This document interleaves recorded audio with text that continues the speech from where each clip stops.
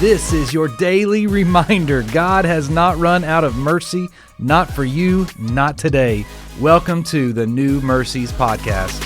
Welcome. Today is June the 17th, Wednesday, and I'm very excited about this episode. In fact, I've taken a bunch of notes, so this episode I may be referring to my notes a little bit more than usual today because there's a lot packed into the text that we're in. We're in Exodus chapter 26 today, looking at the tabernacle. We started yesterday looking in Exodus 25, the beginning of the tabernacle rules and blueprints. Now we're in chapter 26.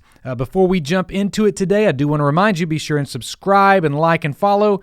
And if you ever felt compelled to donate, you can do so at the episode description. There's a link in there that you can donate to help offset any cost. That way we can keep going ad-free. Now, here's what the New Mercies Podcast. If you're new, we've been picking up some new listeners every day. And so here's what this is. I'm preaching this Sunday in a new series. We're teaching the tabernacle for the next 3 weeks.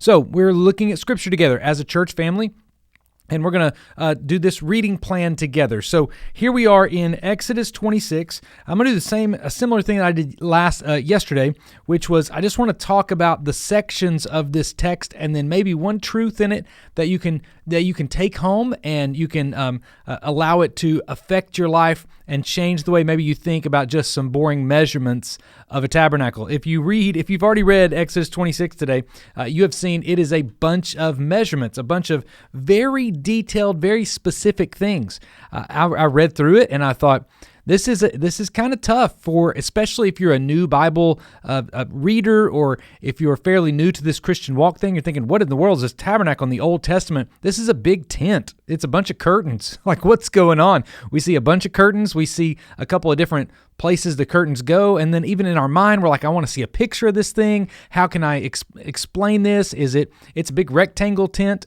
and there's a little tent inside it, and a little box, and where the Holy of Holies is, it's a cube, and then where the surrounding area just outside of that is this rectangle area, then there's this big rectangle. I don't understand why all this matters, right? What is going on?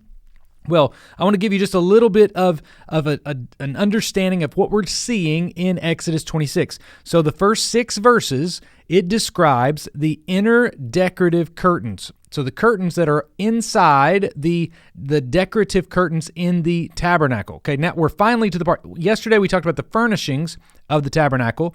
Today we're talking about now the actual way the tabernacle will be built, the blueprints of it, if you will. So we first see in the first 6 verses the inner decorative curtains.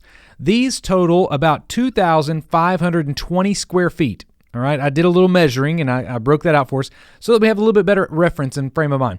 So that's 2,520 square feet are the inner decorative curtains. Now, these curtains have designs woven into them. They're dyed. They are beautiful. They have most of the dyes and things came from Egypt. Very ornate curtains. So that's verses 1 through 6. It explains the inner curtains. Verses 7 through 14, that explains the outer or protective curtains. So there was another layer of curtain that went on top of that so that it was outwardly, it would protect the decorative curtains. These are made of a little bit stronger material, and they are, in fact, weather repellent, if you will. So they will protect the decorative curtains on the inside. So the outside is this protective layer of curtains. The square footage there is 2,970 square feet, so 450 square feet more than the interior curtains. Why? Because they had to overlap. Okay, so that they hung over them so that there was a little bit more of this outer curtain. I know you're saying, why does this matter? Keep following along. So that's verses 7 through 14 in chapter 26. Then we've got verses 15 through 25. This is the framing, the framework for the curtains. All right, so here's the deal. There's 48 ladder-like frames. Okay, so these are the posts that are standing upright. There are 48 of these things that hold the curtains, right? So that's what stands up. They hold the curtains on, right? So that's verses 15 through 25. There's a few verses in there because there's so much of that frame that they had to get right. Then verses 26 through 29 are the crossbars for the frames. Okay, so I feel almost like a contractor today, or I'm explaining what a contractor is trying to tell a homeowner, a home buyer, a builder. So there's, in verses 26 and 29, we're talking about the crossbars for in between the frames. There's 15 of them. Now, the way it's laid out, it can be a little bit difficult. Like, why does it say this on one side? There's some symmetry that are going on. I'm not going to jump into all of that today. I really want to hit home on the next little section. So the first 6 verses, the inner decorative curtains. Then the next sections, verses 7 through 14, the outer protective curtains. Then you've got the framing. Then you've got the crossbars, right? So this is really kind of strange because if you were to set a blueprint up, more than likely you're setting the frames of the walls first, right? Then you're going to figure out what the covering of those walls are going to be and how much covering you need, right? Instead, this is built a little bit backwards in our own mind. But here's where this gets really good in verse number 30. In fact, I want to read verse number 30 to us today. The Bible says this in Exodus 26, down in verse number 30. Then, this is God telling Moses everything to do, right? Then you shall erect the tabernacle according to the plan for it that you were shown on the mountain. Here's what I want to say about that. That is a moment in verse 30 where God says to Moses, I want you to do it exactly the way it is planned. The way it is planned. Now, when Moses was on the mountain and he was receiving this, he didn't just receive these kind of descriptive words that we got. I believe Moses had a visual. He knew what it was supposed to look like.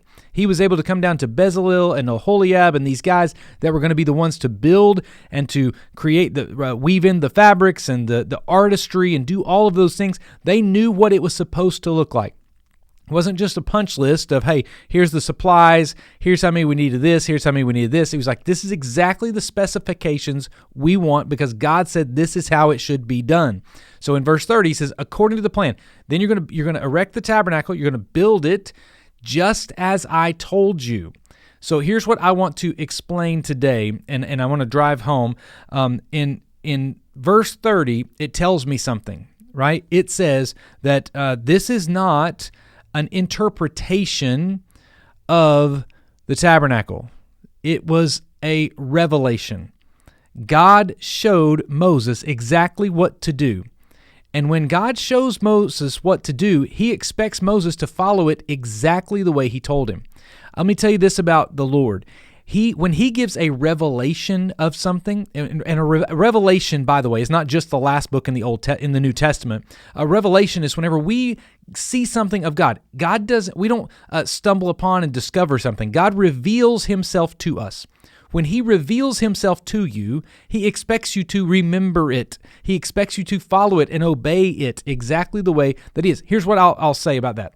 Sometimes God may reveal a part of his character to us through his word, through the church, through experiences, and through moments that he is doing something. Now, here's what I will say. Always go back to the word, right? If you say, I had some out-of-body experience where I got to see that God really wants to accept every single person go back to the word. If the word agrees with it, then it's true. If the word doesn't agree with it, it's not true. Your experience was wrong. But here's what, or your experience was not a revelation of God, right?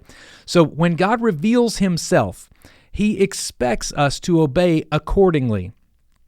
Sometimes God will reveal himself in his character, in his ways that he's asking you to do something, and he's showing you that he's trustworthy. If he has shown you he's trustworthy, he expects you to trust him. It's that simple. We don't like hearing that because we say, well, we know that he's trustworthy according to the word, but it's really hard to trust him. Not if he's revealed it, it's actually easy to trust him.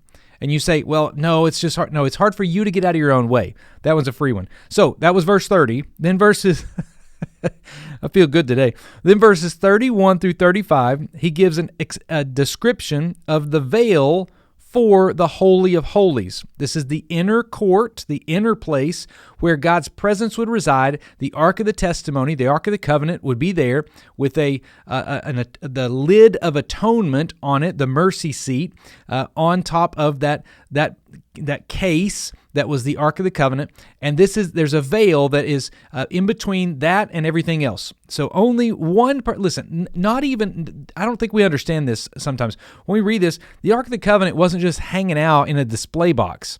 It was behind curtains, multiple layers of curtains. Israelites didn't get to see this thing. They didn't get to always. They couldn't even walk into the Holy of Holies. Only the high priest on a certain occasion got to do that. There was a very few amount of people that actually saw the Ark of the Covenant because it was so holy, because it was where God's presence resided on that mercy seat. He's a God of mercy. Here's what I'll say though. So there's that veil that's there with the Holy of Holies. Then in verses 36 and 37, the way this text ends, he talks about the design of the entrance to the tabernacle. And here's what's weird. It's curtains and the supports and all that kind of stuff. Here's what's wild. If you read the verses 36 and 37, what you'll find is there's some different materials that show up. It's no longer gold. It's no longer silver. It's now bronze. Here's what I will say. If you look at a map of the way this thing looks, which I'm not going to show you yet, the more we get into this, the more I'll show some pictures on the YouTube, and we'll actually walk through it a little bit together. But here's what I noticed as I was reading all of these descriptors and all of these blueprints and the way this thing works. Here's what I realized: when you're in the Holy of Holies, according to all this, it's the highest grade of material, it's the most precious of metals. It's the most ornate design. If you take a little step away from that, the design isn't quite as ornate. The materials aren't quite as precious. So you move from gold to silver. Now there's still gold or overlaying all of the rods and the crossbars. There's all that stuff. There's still gold everywhere. But the pieces begin to get a little bit less and less and less precious as you move further away. So the very entrance to this whole tabernacle thing, there's bronze base plates, bronze. The closer you get to the Holy of Holies, they change from bronze to silver, and then from silver to gold. And here's what the challenge is today, in case you haven't figured it out already. The closer you get to His presence, the more precious everything is. Let me just tell you today, as I was reading about measurements and materials and just seems like nothing on a page. And what I recognize is the closer you get to His presence, the more precious everything is around you. I want to encourage you today, be real close to this Jesus, because the closer you get, the more precious everything is.